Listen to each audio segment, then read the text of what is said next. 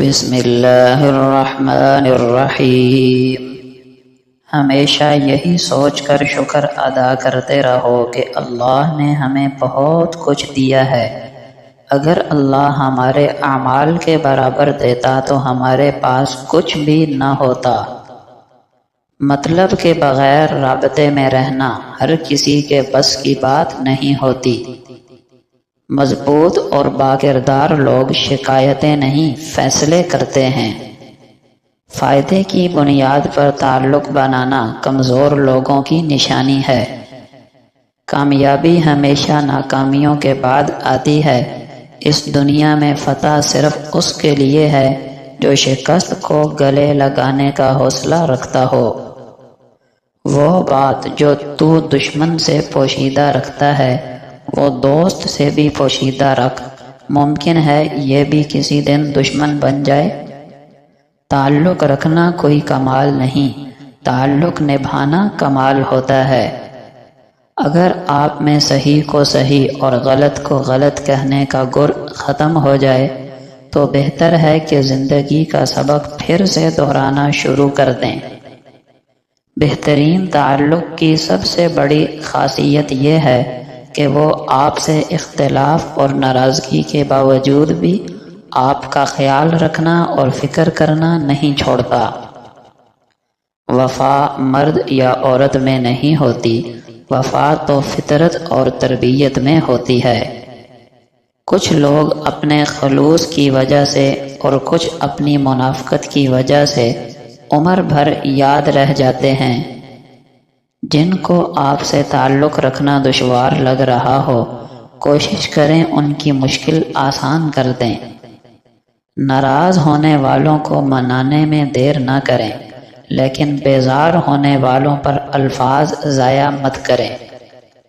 ہر اس انسان کو چھوڑ دیں جو آپ کو یہ احساس دلائے کہ اس کی زندگی میں آپ سے بہتر بہت لوگ ہیں۔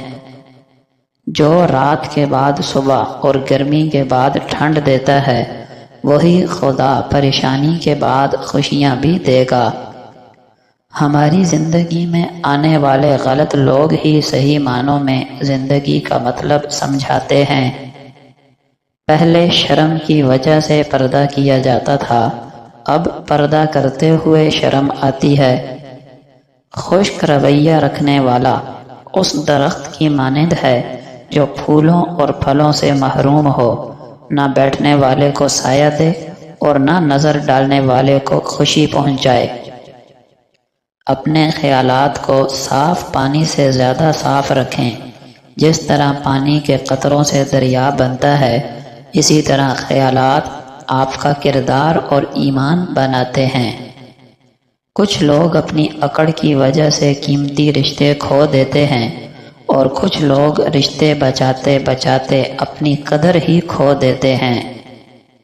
ہماری جہالتوں میں سب سے بڑی جہالت یہ ہے کہ ہم اپنے علم کا ثبوت دوسروں کی جہالت میں تلاش کرتے ہیں۔ غلط سے غلط انسان کے لیے بھی اصلاح کا واحد راستہ محبت ہے۔ تنقید چاہے کتنی ہی حق پر کیوں نہ ہو، وہ اصلاح کے لیے کارگر ثابت نہیں ہوتی۔ جس کتاب کی ابتدا الحمدللہ سے ہوتی ہے اس پر ایمان لانے والا ناشکرا اور نا امید کیسے ہو سکتا ہے؟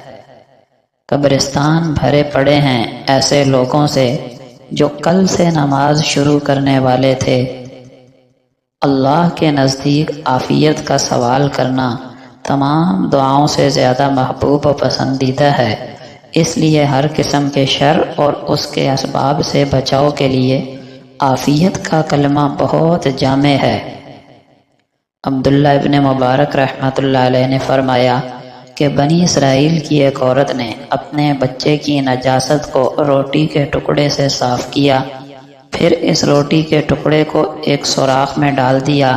اللہ نے اس پر بھوک مسلط کر دی یہاں تک کہ اس نے وہی ٹکڑا کھا لیا۔ اپنے رب کی نعمتوں کا صحیح استعمال کرنا سیکھنا چاہیے۔ رسول اللہ صلی اللہ علیہ وسلم نے فرمایا، علم حاصل کرنا یعنی دین کے بنیادی مسائل کا سیکھنا ہر مسلمان پر فرض ہے۔ تم میں سب سے بہترین وہ ہے جو قرآن سیکھے اور دوسروں کو سکھائے۔ قرآن سیکھو، بے شک وہ قیامت کے دن سفارش کرنے والا ہے۔